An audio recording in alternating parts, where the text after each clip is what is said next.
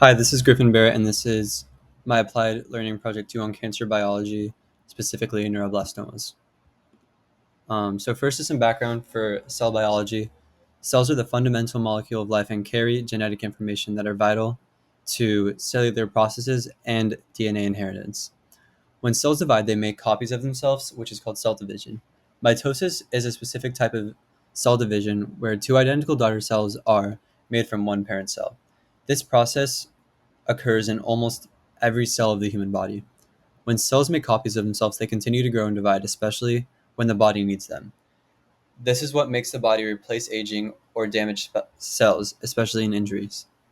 And then the different phases of mitosis are interphase, which is when the cell prepares for division by replicating DNA in organelles; prophase, which is when the chromatin condenses in the chromosomes and the spindles begin to form; metaphase is when chromosomes align at uh, the cell's middle plate; and then anaphase is when sister chromatids are pulled apart to opposite ends of the cell.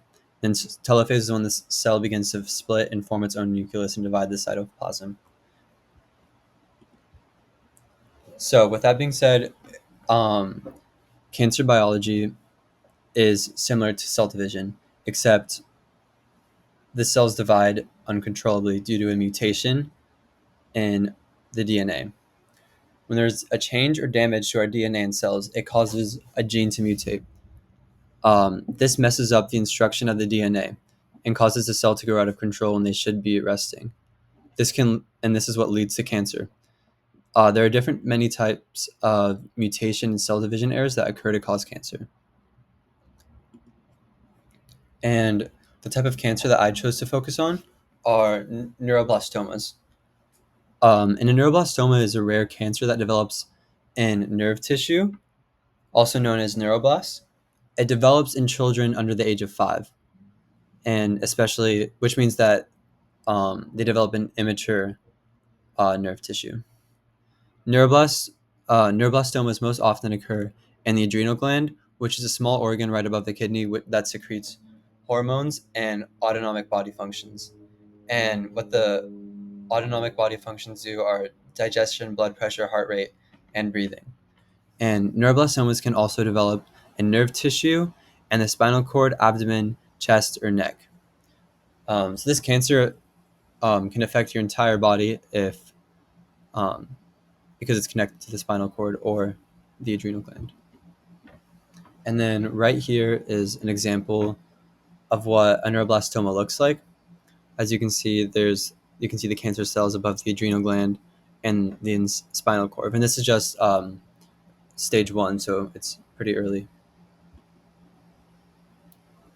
And for a study found on neuroblastoma, I chose a recent study about aloe vera proteins that were put into neuroblastoma cells.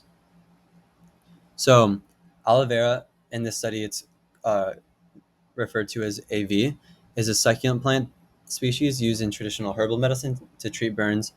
And recently, it was reported that AV also possesses anti-cancer activity. To address this issue, the study investigated the effect of AV protein extract on human neuroblastoma cell proliferation, which is the speed that cancer cells divide at. And they reported that this treatment suppressed proliferation of one human neuroblastoma cell. So the scientists cultured 4 human neuroblastoma lines and assessed their status for 5 days at various time points. The study discovered that the proliferation of cancer cells increased when non-treated, meaning the cancer spreads faster. But the proliferation of cancer cells decreased with aloe vera protein extract. And right here is an image to support the study, and this is what they found with the control group and the aloe vera protein group. And as you can see, after the certain amount of days, the proliferation decreases with the aloe vera protein.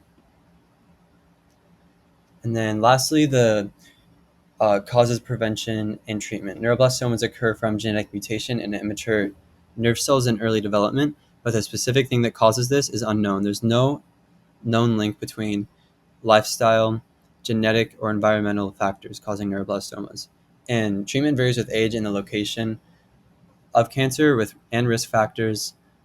But surgery, chemotherapy, radiation therapy, immunotherapy, and targeted cancer therapies are used to help fight neuroblastoma. But surgery is still the best line of treatment for this cancer. And the prognosis is also dependent on the cancer stage and the tumor characteristics. But the prognosis of neuroblastoma tends to be high. And Mayo Clinic did a study that said 90 to 95 percent of children with this survive if there is a low immediate risk. And then lastly, here are my sources.